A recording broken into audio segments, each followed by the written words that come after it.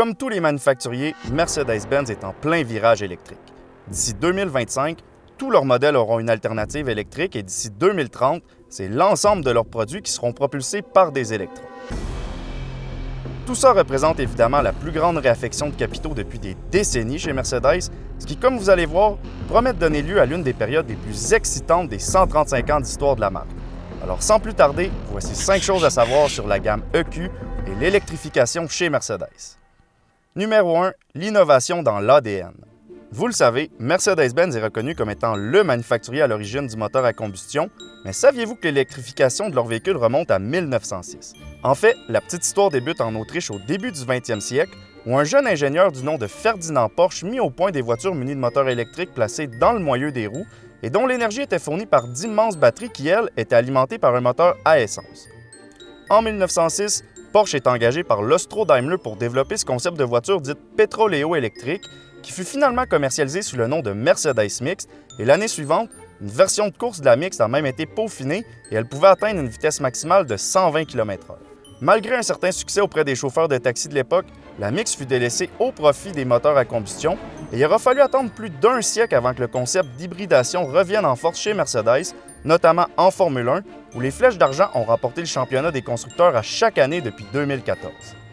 C'est à cette époque aussi que la première vraie Mercedes électrique a vu le jour, la très exclusive SLS AMG Electric Drive, qui par la suite a servi de véhicule d'essai pour développer les bases de ce qui allait devenir une nouvelle gamme au sein de la marque, le virage électrique à 40 milliards d'euros, la gamme EQ.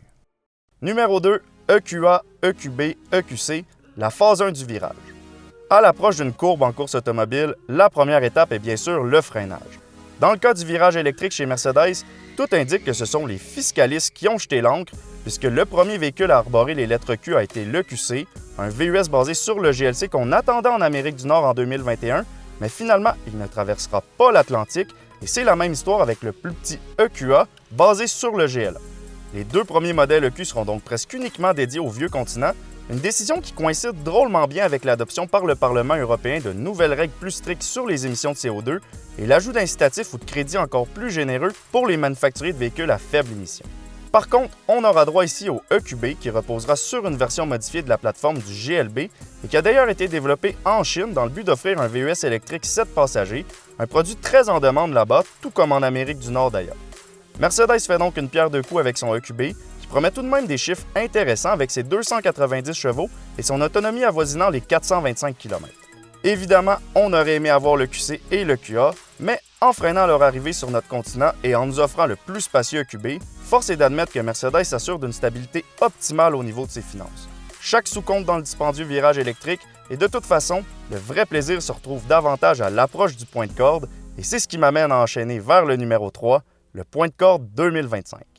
Dans l'univers des voitures électriques, le nerf de la guerre se trouve au niveau des architectures modulaires entièrement dédiées à l'électrique et d'ici 2025, c'est rien de moins que 4 architectures du genre que Mercedes développera. La plus importante sera certainement la MB-EA, qui sera à la base des segments intermédiaires, grand format et véhicules à roues motrices arrière. Et ici, on a déjà une petite idée de ce qui en découlera puisque la plateforme des EQS et EQE fera partie de la famille MB-EA.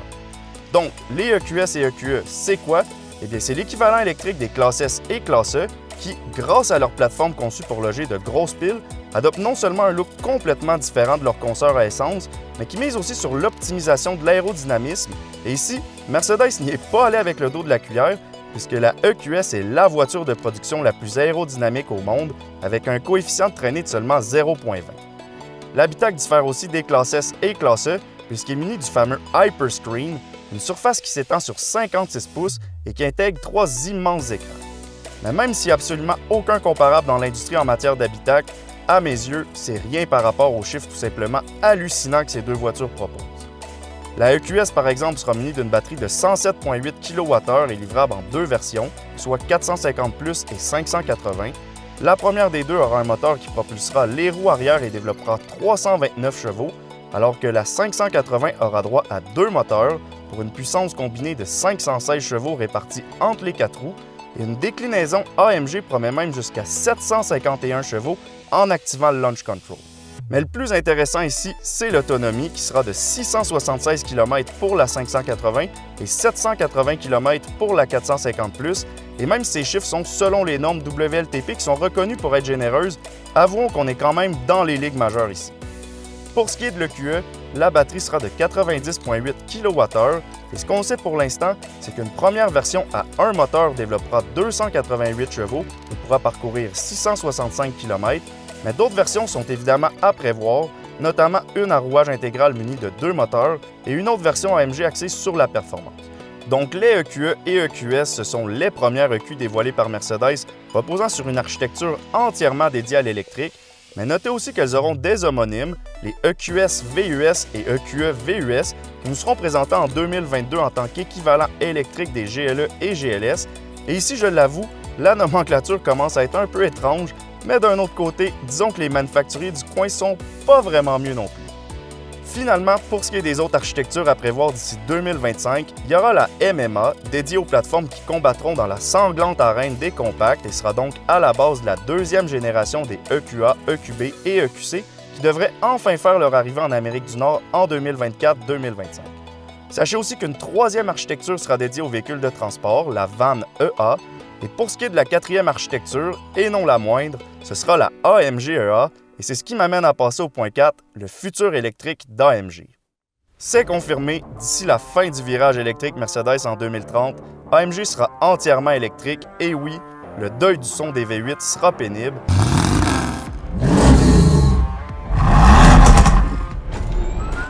Mais c'est la voie à prendre pour s'assurer que le brand AMG reste au sommet en termes de performance.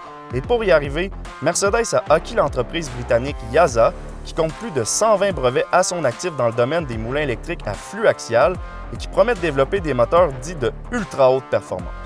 On peut donc s'attendre à des modèles dont la cavalerie s'élèvera facilement dans les 4 chiffres et évidemment, Mercedes mettra à contribution les plus grands experts de son écurie de Formule 1 pour y arriver.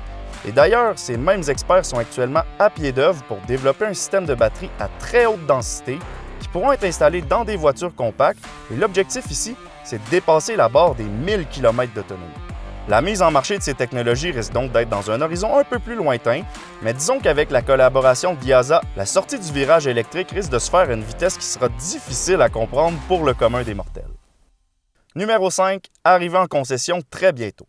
Donc, après la déception du EQC, le vrai coup de départ de la gamme EQ chez Mercedes-Benz de Sherbrooke se fera avec l'arrivée de la EQS, probablement quelque part au printemps, et d'ailleurs, le carnet de précommande commence déjà à se remplir. Par la suite, ce sera au tour des EQE et EQB, puis des VUS, EQS et EQE, qui, soit dit en passant, risquent d'être produits aux États-Unis. Et d'ailleurs, pour répondre à la forte demande anticipée de la gamme EQ, Mercedes prévoit construire 8 nouvelles Gigafactory, en plus des 9 déjà prévues pour fabriquer des systèmes de batterie. Alors, il n'y a pas à dire, le futur de la marque promet, et en attendant de pouvoir mettre à l'essai ces voitures, dites-nous ce que vous en pensez. Croyez-vous qu'Elon Musk devrait s'inquiéter des parts de marché de Tesla au cours des prochaines années? On attend vos réponses, et tant qu'à y être, n'oubliez pas de vous abonner à notre chaîne si ce n'est pas encore fait. Donc maintenant, c'est le temps de vous dire, on se revoit bientôt dans une prochaine capsule nouveauté.